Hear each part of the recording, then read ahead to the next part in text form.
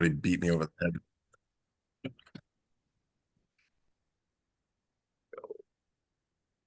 Get you, Lou, all handsome. All right, I'll give it another minute.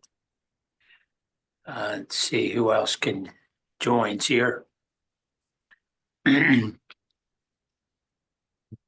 funniest part of these is seeing what everybody looks like when you've never seen them before and you've been emailing them for years and years.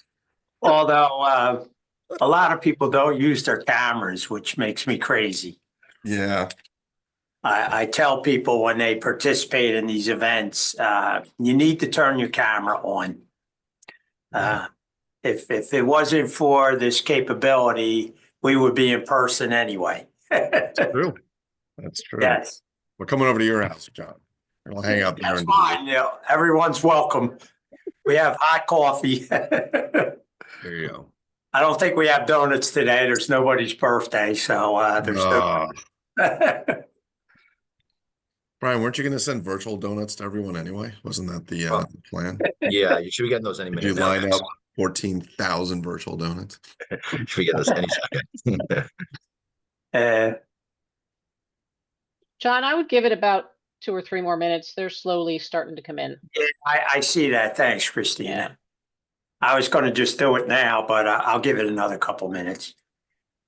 Well, you could turn it on and let Brian, you could sing us a song or something.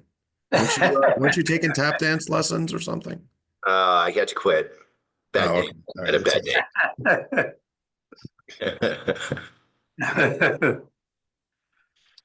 I wish. Yeah, you don't want me singing. That's that wouldn't be a good job for me. I would be on the poorhouse. I can legitimately tell you in 2nd grade, my music teacher told me and my friend, who I'll never forget his name after this, that we were not allowed to sing because we were terrible. 2nd grade, I was traumatized for life after that. That's what my wife told me. So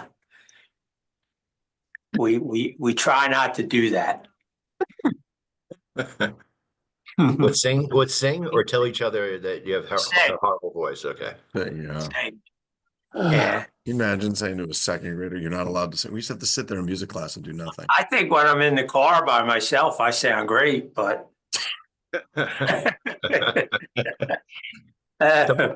someone told me their music teacher told them, they went up to them, I think they were in 7th grade, and told them to just lip the words, to just. So he said that he couldn't sing even if he wanted to, because she kept looking at him every time he sang. They would be good for showbiz right now. There's a lot of that. Yeah. A lot of lip syncing goes on. Yes. Remember Milli Vanilli? Do you guys remember that group? Yes. Yeah. I mean, they pulled it off for years. I don't even know how that was possible. I don't either. And they I don't either. They think they got like Emmys and stuff or whatever the music is. Yeah. And then they got reversed. They got taken back. So I'll throw in a quick story. I was in a singing group, a big chorus type of thing, in going into 9th grade. I was in it during 9th grade. It was a outside of school thing, but it was a kind of thing I would do. A lot of people in it. I was very short at the time, maybe about 4'8", and I cannot sing on key to save my life. And I was singing. They actually fired me from singing, which was the best thing that ever could happen, because they assigned me to the tech crew. And that ignited my interest in electronics, reading to computers, audio-visual aids equipment, all of that other stuff. So it was like the best thing that ever happened to me was getting fired from singing in a chorus. That's your silver lining, Mark. I mean, that's that's what you need sometimes, as a catalyst to find out what you're really good at, you know? Yeah, it was. Some of my best friends that I still have came from that.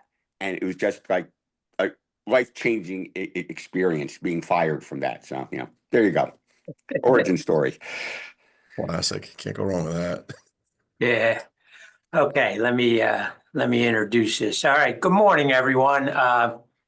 This is NJGMIS. We're here today, this morning, with a presentation from Kiteworks that was sponsored by StarNet. Lou Malagrana, the company. Kiteworks will be Brian Solomon, Cameron Dwyer, Brandon Cox, will be presenting to us this morning. So hopefully everyone enjoys this presentation. And please, would you prefer if we hold questions to the end, Brian, or do you want to take them as? You can throw them as they come. Okay, so everyone just heard that if anybody has any questions, please present them as they come to your mind, and Brian or Cameron or Brandon will attempt to answer those questions. And with that, let me turn it over to you, Brian, and go ahead. Thanks.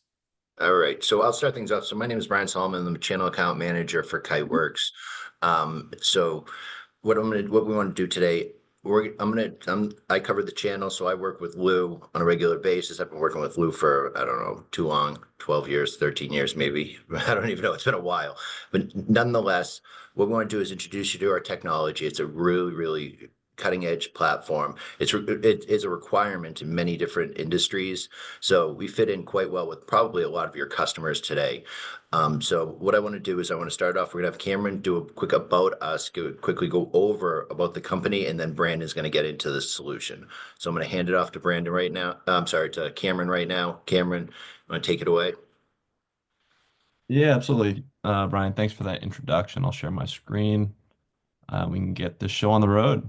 And also just to echo what John said to lead things off, we want to keep this as interactive as possible. So certainly don't hesitate to throw any questions in the chat, just speak up, whatever's easiest. So I know that we all kind of came here to learn a little bit more about Kiteworks, but I think it's important to start at a ground level, just to get a better understanding of the business and where we've been and where we're going. I think on a roadmap is probably the best way to look at this.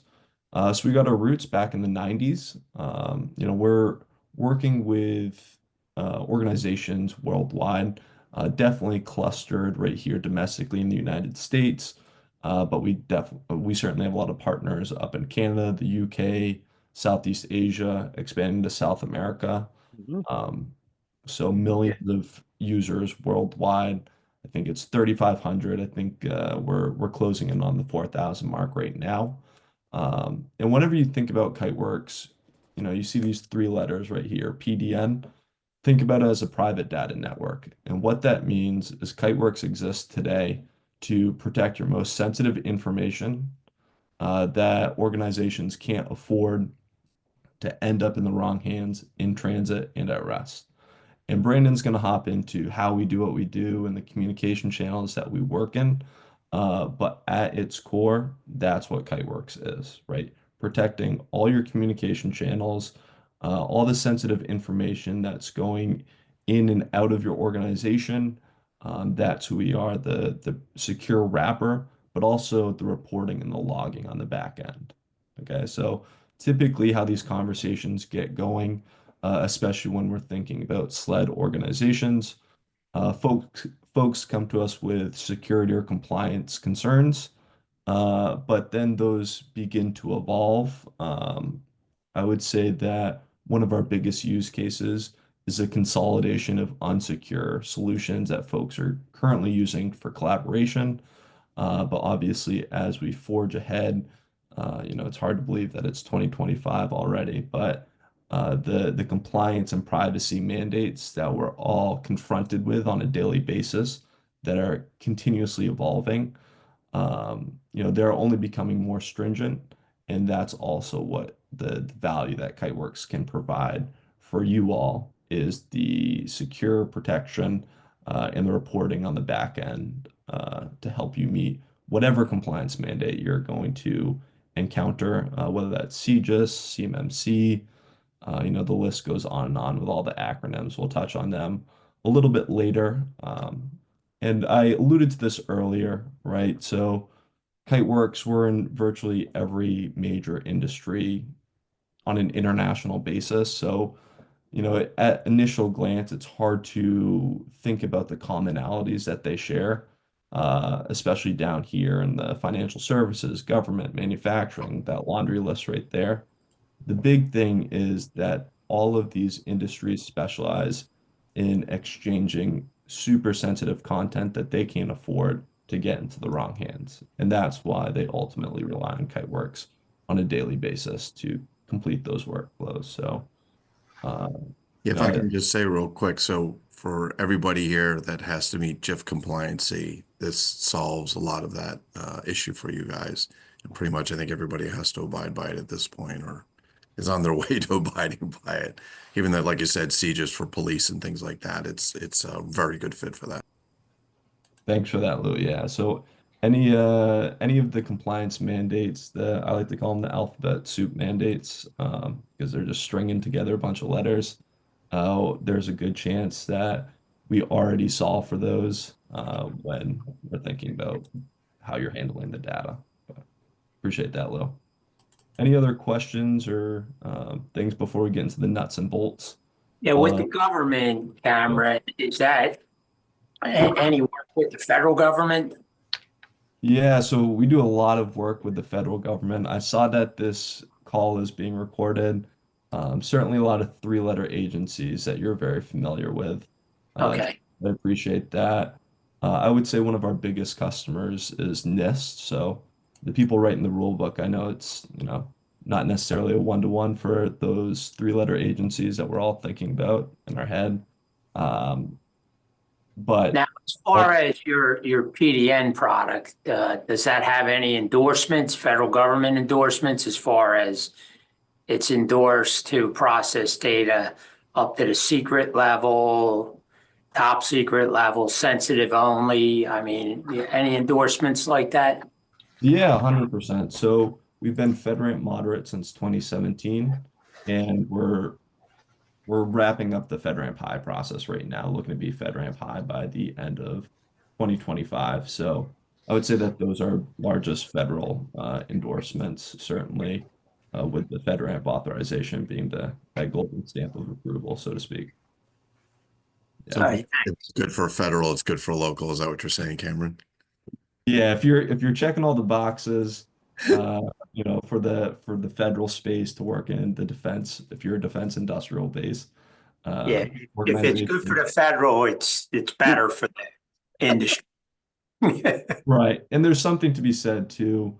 Although our platform is FedRAMP authorized, even if you don't opt to move forward with the FedRAMP deployment and you just go with the Kiteworks hosted deployment, it's the same exact platform from an architecture standpoint.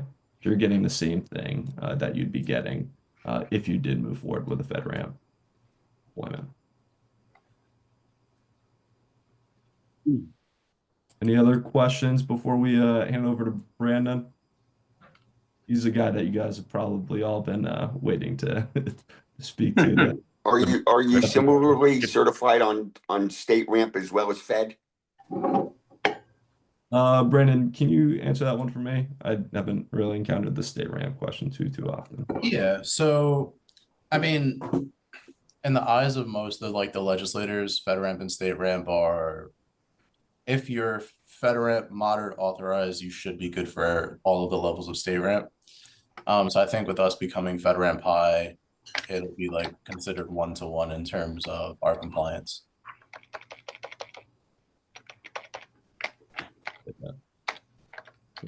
I would, based on the level that these guys work at with some of the federal government, for what, not to say municipal governments any less or anything like that, but the federal requirements are absolutely strainful, if you will, to meet them.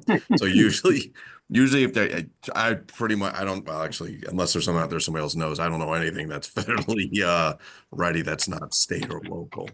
Yeah, they're pretty much they pretty much, if they fall under the one umbrella, they usually will accept it to the umbrella that's at a local or more local or the right word level. I think it's also because state ramp is really built on some foundation from FedRAMP. So state ramp is a less stringent version of FedRAMP. So if we can meet the highest level of that FedRAMP authorization, we should be able to meet the highest level of state ramp, is at least the idea from some of the rules makers. Brandon, you want to drive yourself for the rest of the the rest of the presentation, or do you just want me to? No, I can drive myself. That's cool. Okay, well. Come on, give him a chance. All right, let me know when you guys can see my screen. Yes. When you see it. Awesome. I see a this would big have been- problem. this Yeah, would have been the no next slide problem. that Cam would have showed. The problem that we seek to solve, right? So we kind of went over who we are. The issue that we're solving for is really when people are doing business, a lot of what we see, and I'm sure you guys know, there's a lot of different systems in place for someone to do their daily tasks. There are different places where data is being stored, different places where data is being sent, and there are also a lot of different types of private data that are going out, coming in. And the issue with kind of having this model where everything is separate and your communications are all treated as separate is when data gets sent out to the external world, it kind of becomes this jumbled mess, right? You know that data is going out. You don't always know what system is being used to send it. There's not always great tracking. Granular control is usually missing in a lot of the agencies that we work with. Before we got there, that was their biggest issue, is having a reliable audit trail. And then, I mean, we tout our security, right? The guy who invented the WAF, the web application firewall, is the guy who built our web application firewall, right? So everything that we do is based on security. We have really great security minds that work for us. So that's an added benefit to working with the Kiteworks PDN. We solve this issue by creating the PDN. And what this does is it unifies all of those different communication channels, right? So we take a look at this graph. Kiteworks is actually trying to unify that outer layer. We don't want to change your system of records, right? If you're comfortable using OneDrive, SharePoint, Box, go ahead. We're happy to integrate with those tools. We're not trying to change the way that people are putting together their sensitive data, right? If you're creating contracts in a certain system, we'll integrate. If you're creating like bank statements or financial statements somewhere, we'll integrate. If you're sending out invoices a certain way, we don't want any of that to change.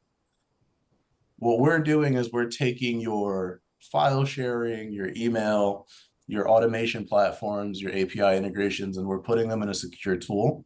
So it's just that outer layer that we're really looking to consolidate. Everything in the middle can stay exactly the same. And that's actually something people like about us. We're not coming in and ripping and replacing a bunch of your tools.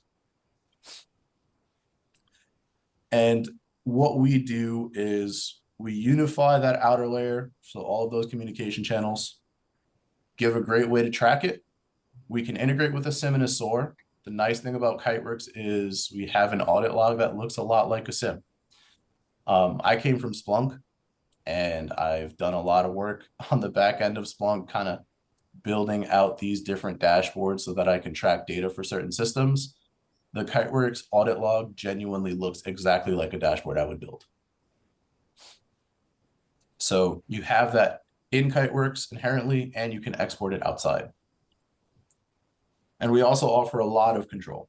So we can put different policies in place that allow you to govern your communication channels. So I can have a policy in Kiteworks that says, if Cameron wants to send an email to a Gmail account and it's got a sensitive file in it, maybe I want to force him to get approval from somebody. We can set those things up. And in a lot of other tools, you really only see that on the email side. With us, we can do that if you're setting up a folder to file share, if you're sending a link to a file, even if you have an automation in place. And we notice that there is data that contains PII going through some form of automation, we can say, hey, this has to get approved, right? So it gives you control over channels that you usually don't have control over. And we also offer a lot of different hosting options. So everything we do with Kiteworks is single tenant. If you want to host in the cloud, we can host for you. We can also allow you to host yourself, right? So you can do anything on premise, whether it's in your cloud or a server that you stand up. We have hybrid options. We've got a bunch of customers that do a little bit of both. And then we obviously have our FedRAMP hosted in AWS GovCloud, and that is in process for FedRAMP High. So we can start to handle top secret information without issue. I think one of the things that's important just for users to understand is that you're not interfering with the way they do business. You're basically building, like you said, you're putting a secured wall around it to keep people out. Because when you use, so the one thing people have to remember is when you use cloud systems, they can tell you they're protected and so on. You have no control over how, for example, Microsoft Office 365 secures their systems. People go on the fact, well, it's Microsoft, they're big, they've been doing it a long time, it must be secure. And then you'll read the next day how quickly they were breached, Google, all of them, any of them. And I think that's something that people have to realize is it's going to get to it's at a point where you guys have to be, you're going to be held responsible if you're not already, or if something happens and you're using a system and they don't check out. I think Jim Pakinowski's on the call.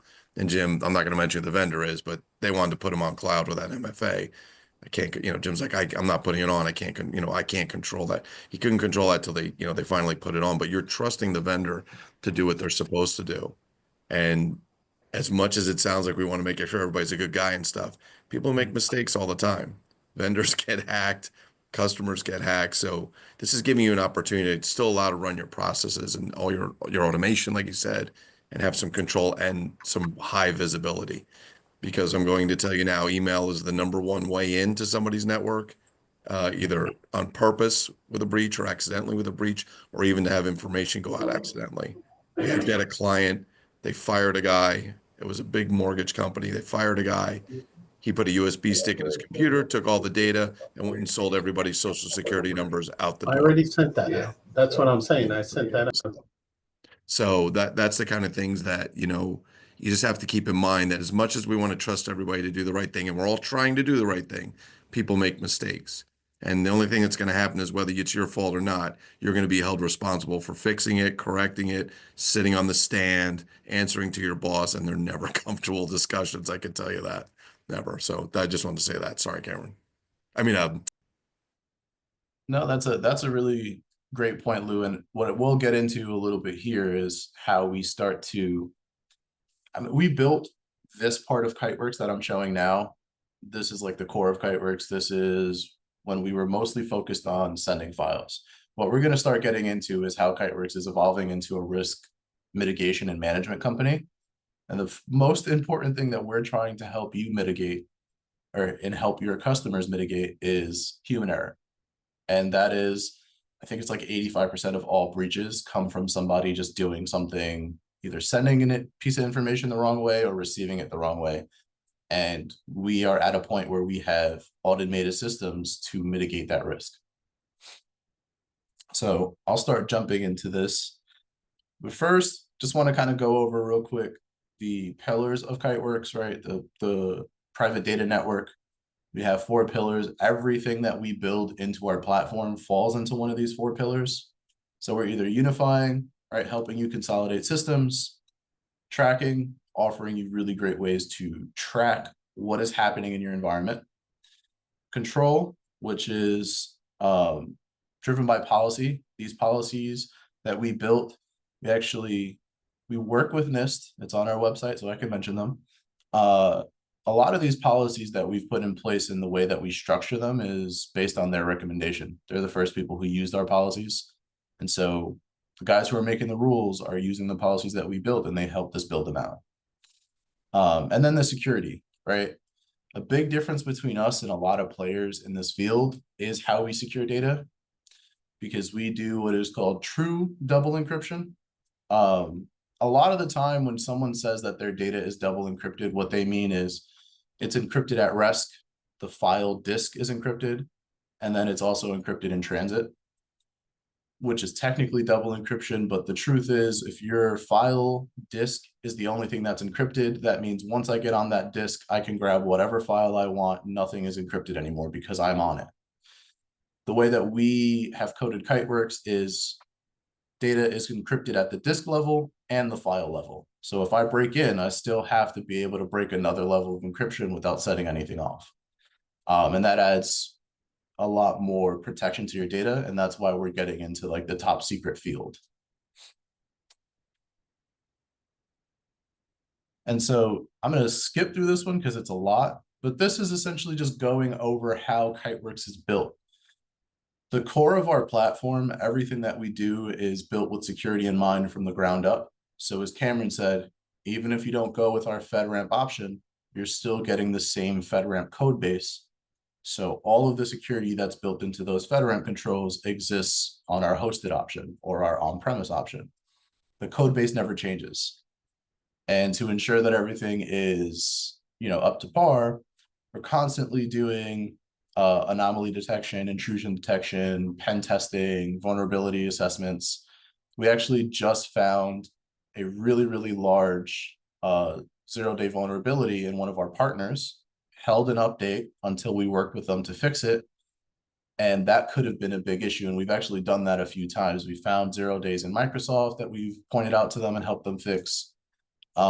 We've also were part of the people who found Log4j, and we found it because our system detected the metadata anomalies that cause Log4j, whereas other systems were just letting those metadata changes come through and it had malware in it. So we do a lot in the field, not just for us, for the people that we integrate with as well. So if a system that you have today does have a breach and you're using Kiteworks, we may catch the breach and it may not affect you.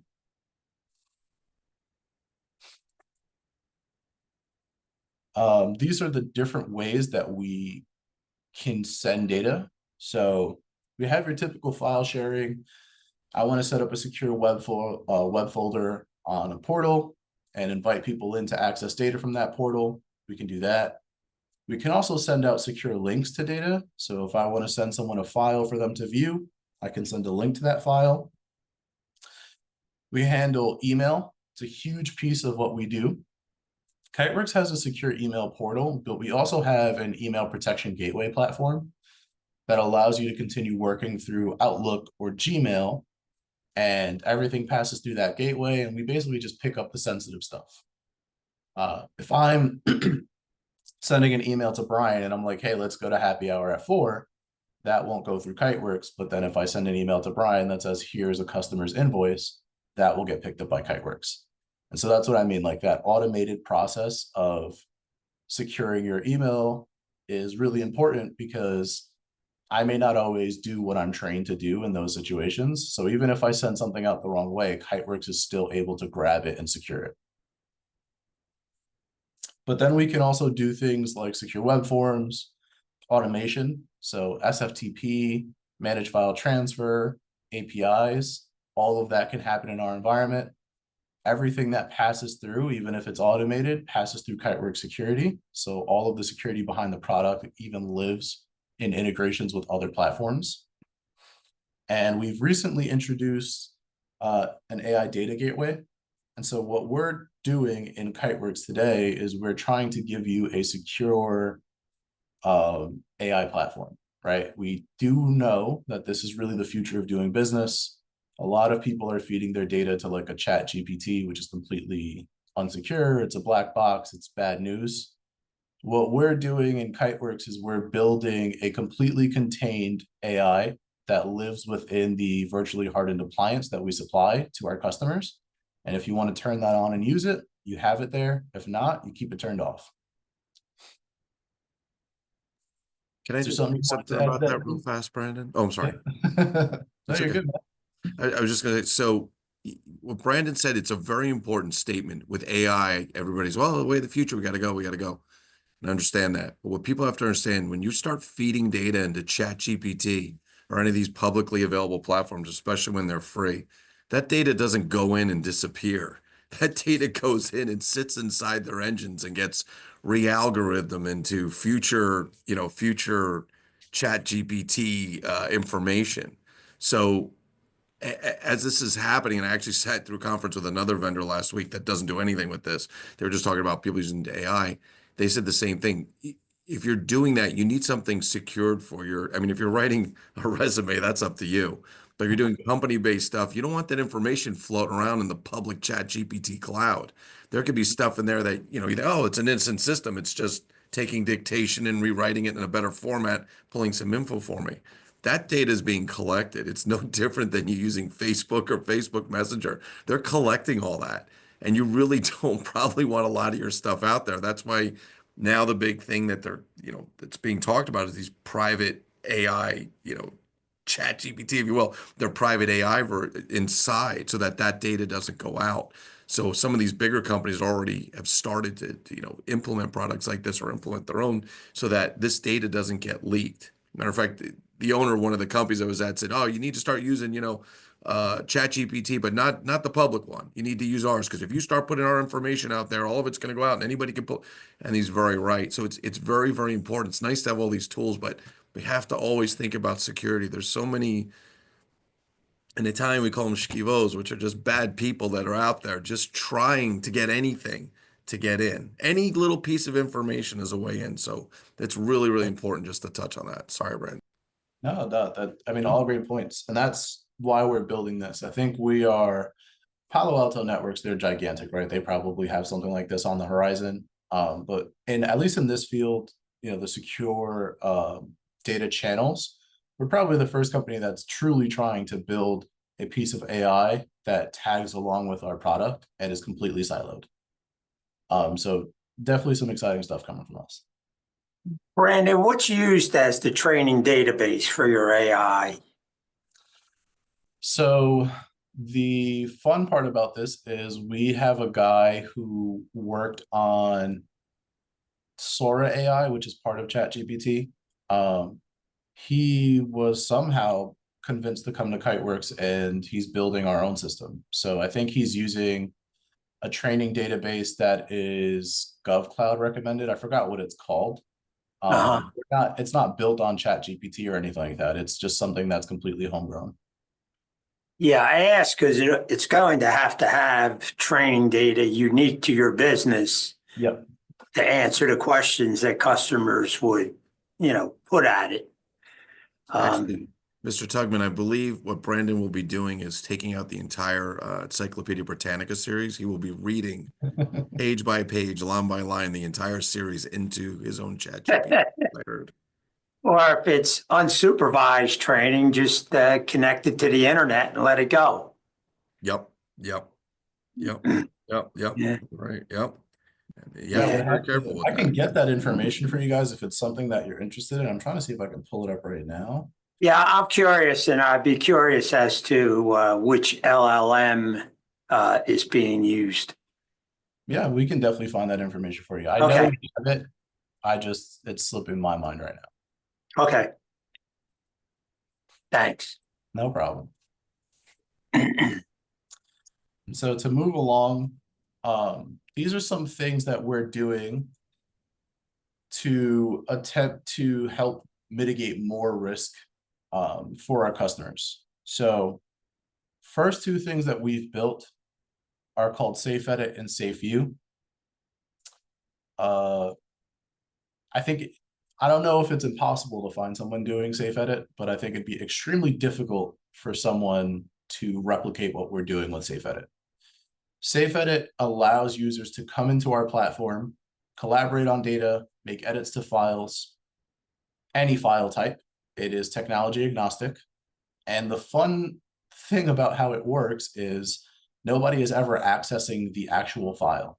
So we have manufacturers who are coming in, they're working on their IP, and most of that is CAD files, right? It's designs. They go into Kiteworks, they spin up Safe Edit. Safe Edit isn't giving them access to the actual CAD file.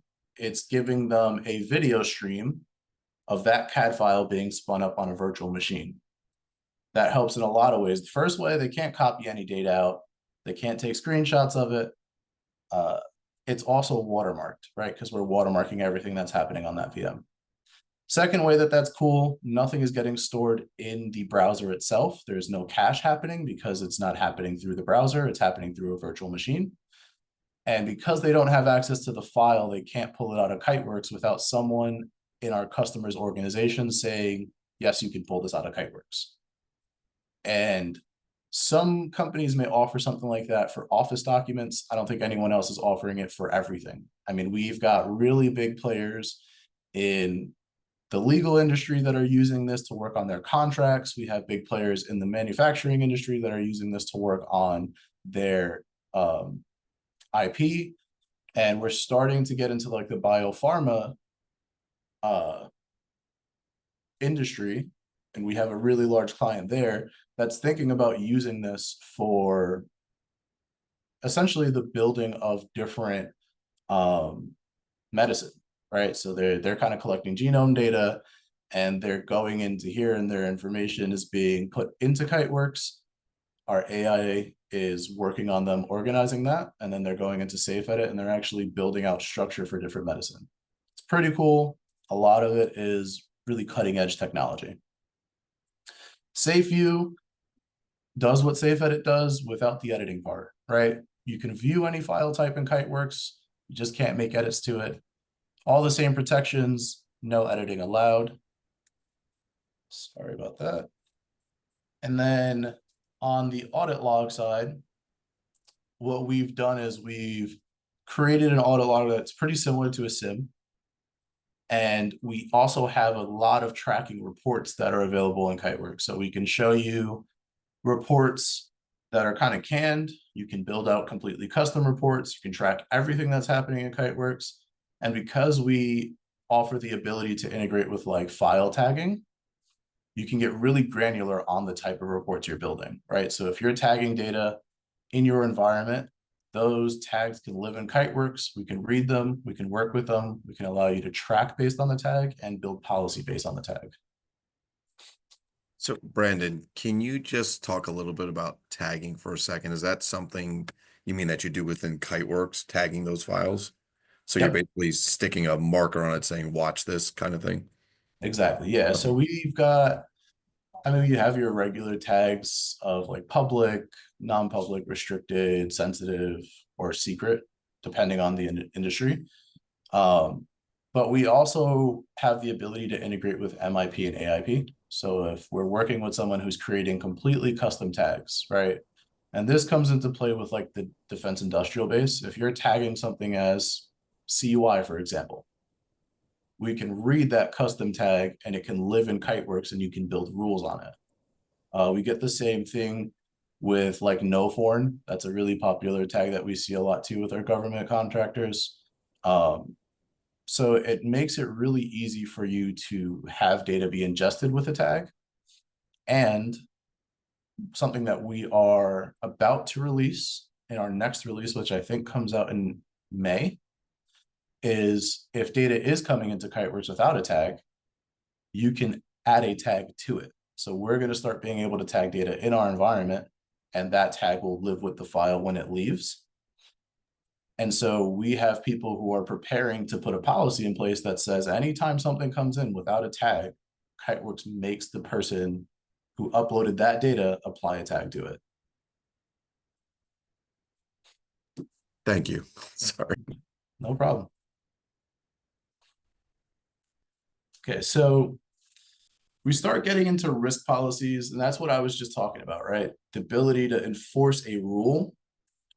We can do that, and we offer very granular risk policies. So because we integrate with things like tagging, because we capture geo data in our logs already, we can help you identify information based on a user, based on an email domain, based on a geolocation, based on a file tag. We can even do file types. And then you can build policy. You can say if somebody's granting access to a specific file type, make them get authentication or get approval. If somebody's trying to download a file that's tagged as CUI, they have to go through multi-factor authentication. We can also do something that's like, if a Gmail account is trying to download a file that's tagged as restricted, we're going to block that because why are you doing this from a Gmail account? So we have the ability to put those in place. that protects from user error, right? Because I may send something to a Gmail account by mistake, but that also protects from malicious activity. If I'm trying to do some data exfiltration, I can't, because I can't pull it out to a personal address because that activity is blocked. And we're starting to get into the point where we're getting granular in being able to block where data is saved to. And that may protect, like Lou shared a story about someone pulling data out to a USB drive. If we're talking about computer systems, we're trying to get to a point where we can say if something is being downloaded to a C drive or a D drive, that's cool. Anything else is a no, which means that you can't download to an F drive, which is where USBs live. So this kind of control is becoming very granular, and it's adding a lot of protection, both from just human error and from people actively trying to do something that's malicious.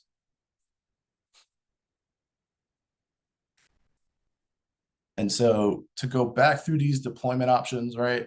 We can go on premise. We can do secure cloud hosting. We also offer cloud hosting with premium support. If someone wants to negotiate their SLAs, we're very open to doing that. And then we have our FedRAMP hosted option. We are in process for FedRAMP High, which essentially makes our reach in terms of use cases limitless, right? We should be able to work with everybody's data because there's nothing above FedRAMP High right now. And we can also do hybrid deployments that are on-premise and in the cloud, but we can also do hybrid deployments where, you know, maybe a customer has a FedRAMP cloud instance of Kiteworks and a regular cloud instance of Kiteworks. So there's a lot of mixing and matching you can do. And we've seen that. Like, we have a very large financial institution that we work with. Their lawyers, they use FedRAMP. Everybody else at their company uses a regular environment. So it all depends on how people want this to look in their environment. And a nice thing, I don't think I said this, so I will stop for it. We actually don't own the encryption keys for our customers. Kiteworks encryption keys are managed by the customer. They can also be offloaded to like an HSM tool, a key manager. That's really nice because if there is a subpoena that comes through, we can't answer it. Our answer to a subpoena is we don't have access to the data because we don't control the encryption key. You got to go talk to the customer.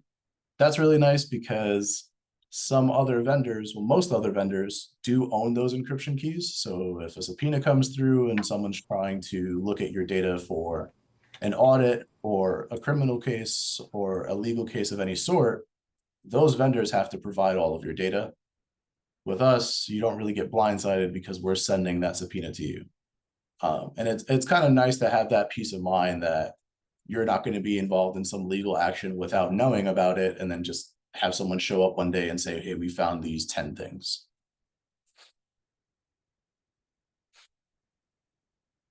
And then this is compliance alphabet soup that Cam was going over. These are all of the different compliance standards that we either meet out of the box or with a little bit of fine tuning. We do have to fix one on here. It says FIPS 140-2. We actually support FIPS 140-3 as of Tuesday. So that got a bump up.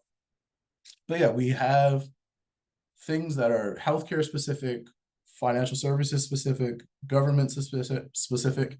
And on the government side, it's global. All right, we don't just care about FedRAMP and SOC 2 and CMMC and CGIS.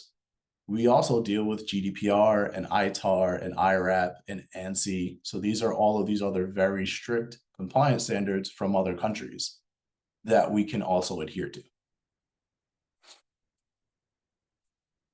Any questions for me so far before I jump? You know what all those TLAs mean, Mark? Brandon? I wish I knew the words. I'm just kidding. I know what they ask about, but I'm kidding. I'm kidding. There's so many. I don't even know anybody keeps up on all of them, what they all exactly stand for, but we have somebody it's a lot of stuff. She writes like a lot of articles about Kiteworks and different compliance standards, and she knows them all off the top of her head, which is insane to me. That's that's too much. That would make my brain to probably melt. So quick comparison, us versus others. We do offer single tenant cloud hosting. We're not a multi-tenant environment for anybody. We're working on the ability to provide multi-tenant. We realize that there are some people that actually want that. It's just not something we do today. We also don't control your keys, which we went over. And we do provide secure large file sharing. Our quote unquote file limitation is 16 terabytes. It is technically a limitation, but it's gigantic, right? So we do offer a lot of flexibility with what can be sent out with Kiteworks. And some use cases that we deal with, these are all available, on our website too, but these slides will go out so everybody can kind of look these over. We've got a lot of specific use cases that we go over on our site. There's a lot of healthcare and finances and government.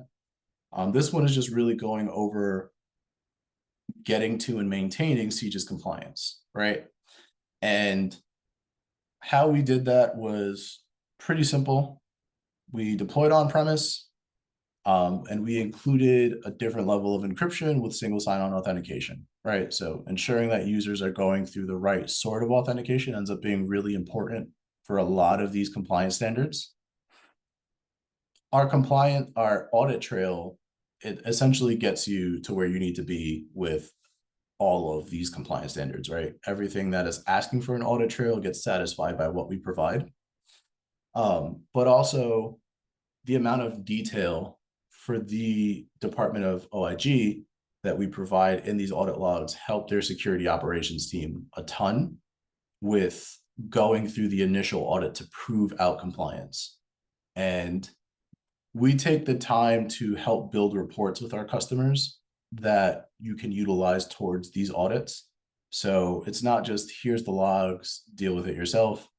If you need help with this, you can reach out to your customer success team, which sometimes may include myself and Cam, and we'll actually help you build these things out.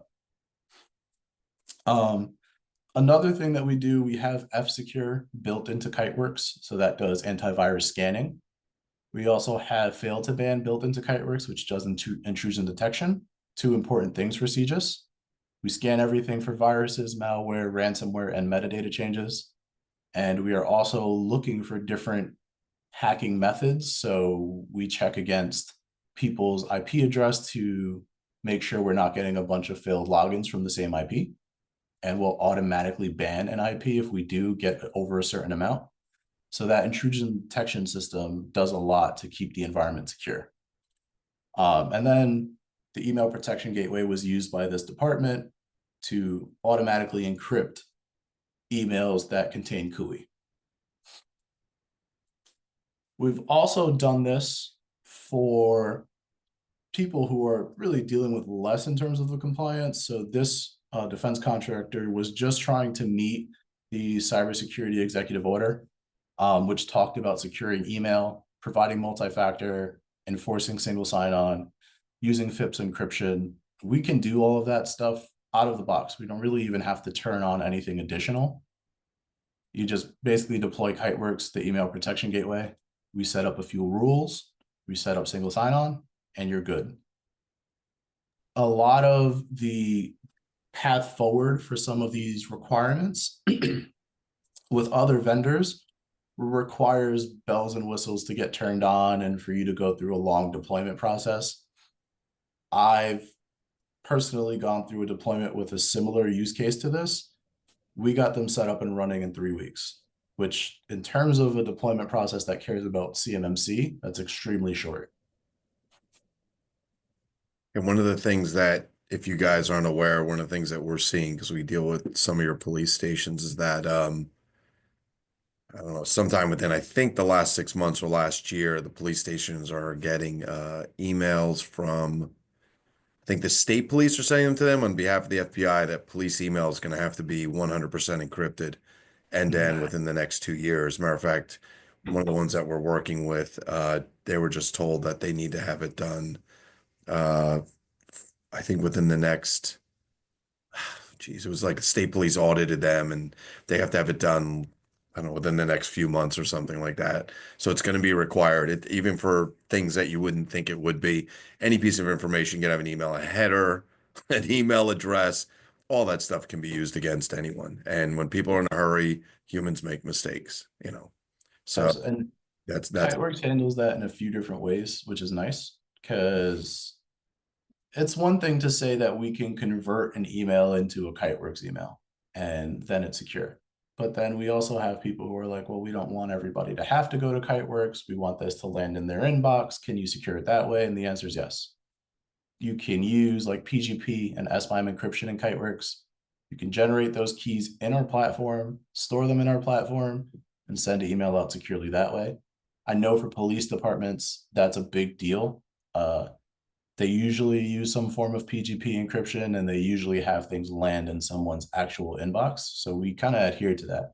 I think we have one police department in the UK that has a similar requirement. And that's their process. They just encrypt everything with PGP keys.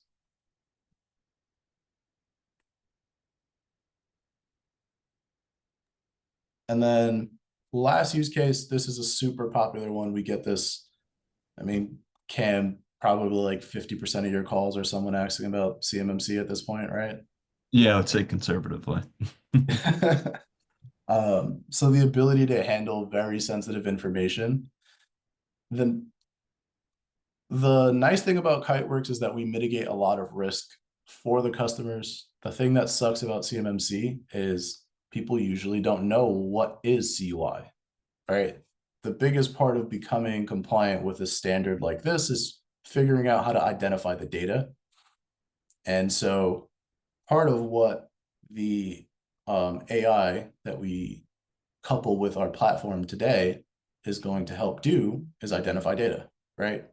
We're looking at headers, we're looking for labels, we're looking for metadata that may tell us what is CUI or what needs to be encrypted, and we're automatically doing that. So we don't want anything to really change for the employees. We understand that when you're dealing with compliances like CJIS or CMMC or FedRAMP, the idea is to train your employees to change how they do their job. And that's usually where most of these errors come from. So what Kiteworks' approach to this is let them do everything the way they do it today and rely on our system to pick up the slack. We have customers that use us for exactly that. And this was probably our first full year having customers that use this for compliance like CMMC, and they passed their audit. So we've definitely proved that we have the ability to do that. And I'm going to end on a race car slide. Just a couple of the people that we are allowed to talk about that use us. You can see up here, we have NIST, they make the rules. We have the SEC, they make a lot of rules too. We have NASA, extremely sensitive data. But we kind of float across all these different industries. So we have a lot of people in healthcare, a lot of people in consulting and finances. So we do handle different use cases. Some of these are being, handled at the same time. I know KPMG, they have to deal with FISMA compliance, which is something specific to finances, but they also deal with a lot of these government compliances at the same time. For a lot of vendors, it may be tricky to pick up both requirements at the same time. For us, it's just what we do. Brandon, I'm sure that Questions for me?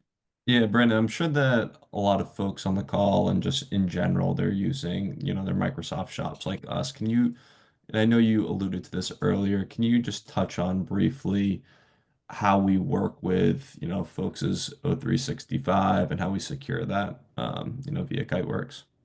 Yeah, I think the best thing that we always say when it comes to like Microsoft is we're better together. You're going to use Microsoft I think at this point, you kind of have to use Microsoft in some capacity, whether it's your email or if it's just creating Office documents. There's storage like OneDrive, super cheap storage. So we get it. We don't want to replace anything you're doing with Microsoft. We can integrate with them. We have an Outlook plugin, right? So if you want to have Kiteworks functionality live in Outlook, we can live there. We have Office plugins as well. So if you're creating a Word document and you don't feel like saving it to your workstation, you just want to send it via Kiteworks, you have that option. We integrate with Teams, we integrate with OneDrive, SharePoint. So nothing that's being done with Microsoft is something that you necessarily have to replace. We want to work with these other systems because we realize that's your system of record. The idea isn't to start ripping and replacing here and there. The idea is just to secure that communication channel. So keep using Outlook, just send out things that are sensitive with Kiteworks. Keep using SharePoint, just share that data through Kiteworks versus giving someone external access to SharePoint. That's kind of where we fit in. I think Yeah, that's important. you know, Brandon, that Microsoft Outlook does provide the ability to send a private email. Mhm. So if you put, you know, the word protected in front of the subject, it'll send it out, you know, just to that recipient. Yep. Yeah. Okay. I mean, things like that, right? If you're doing that through Microsoft, I would say go ahead. That's a really good practice to have in place. When we start dealing with very sensitive information, it gets hard to do certain things through Microsoft without upgrading the Microsoft environment you're in, right? And that can become extremely expensive. So an alternative is, instead of going to them for GCC high and paying, you know, well into the six figures, you can come to us for like a fifth of the cost. Yeah, some of the things that Microsoft does have an offer, not that one, John, because that one you could do, but some ones they offer will require you to up your license to a P1 or P2 license. Yes. And some people can afford it, some people can't. I mean, it's just whatever you guys need. It, you know, that's a whole nother topic, is navigating the licensing of it. But there are some of those things, but what people find is what they used to kind of give you is, oh, well, now it's an add-on. Now you're going to pay more for it. You know, they Yes. sucked in, and then they're now like, oh, we're going to make you pay a little extra. So that's, yeah, that's definitely one thing. But I think the important thing to understand with Kiteworks is they're not coming in to replace anything. They're like, oh, you know, we could do better. We're going to replace your firewall. We're going to replace your share. No, they're just going to wrap all that stuff so that it's secured, so that you can say, well, I mean, listen, I do 365 every day, but there's still pieces every day that change, and you have to keep staying updated. And even trying to navigate some of the Microsoft stuff is difficult. So these guys allow you to put a wrapper on it. Not only you put a wrapper on it, you can see it, you can control it, you can view down, you know, to the micro function of what is actually going on. If I told somebody to go pull your email logs in 365 or your Azure logs, sometimes that's challenging for people. It's not all that easy. So hopefully the message that these guys actually will work with your products, not replace your products.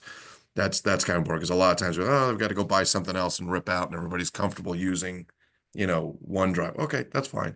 This will allow you to use OneDrive with a very, as you could see, a much higher enhanced security on it to make sure the wrong things are not accidentally being sent out. Hey, quick question. I noticed during one of your slide decks that you separated government and healthcare agencies as far as HIPAA compliance. Years ago, I think our health department is the first accredited health department in the state of New Jersey. We had to go through the HIPAA compliance. So is there a hybrid where actually government, because a lot of health departments does deal with PII information, and I could imagine that they have to follow the HIPAA compliance rules and protocols. Does that cover it as well? Yeah, so HIPAA is actually something we inherently adhere to. That's just our platform out of the box. The second you turn Kiteworks on, we're HIPAA compliant. We are part of the high trust marketplace. So FedRAMP would just be something you put on top of that. So you can be in a FedRAMP environment and be HIPAA compliant. So it's pretty easy for us. It's just whether or not we're hosting in the GovCloud or hosting regular clouded services. Okay. Hey, Louis, you looking good.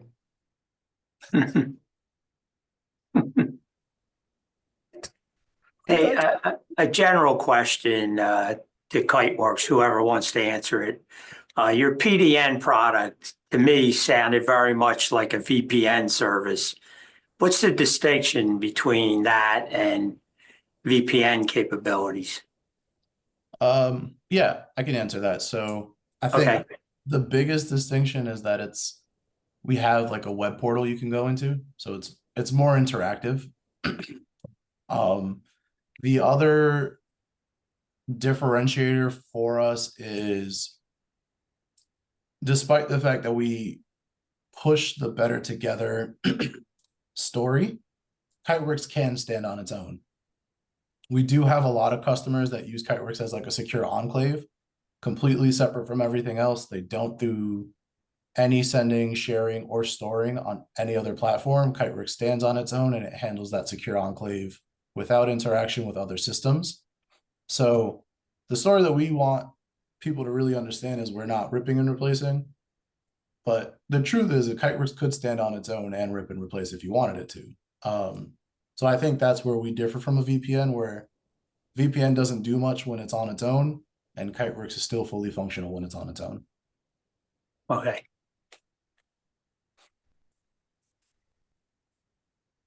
Good stuff. Anybody else have any more questions for Cameron or Kiteworks in general?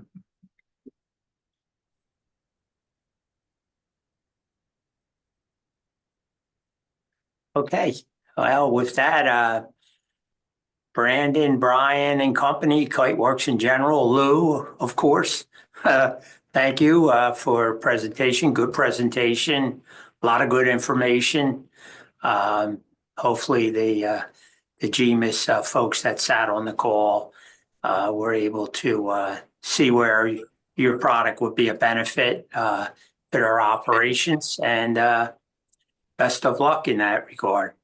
Yeah, thank you to everyone who watched. I put contact information in the chat if anybody needs it. Okay. I think anybody can find me anyway at this point. We'll be in April, so can't miss us there. Will you guys share your slideshow with us, and I can put that on the website along with the recording? Yes. Yep, we can do that. Great. Make her pay Okay. for it. Tell her it's $1 million. Archer. We can't afford it. No worries. No worries. Yeah, thank you, everyone. Thanks, everyone. Okay, thanks again, everybody, and have a great day. You too. Thanks, guys. Thank you. All right, bye.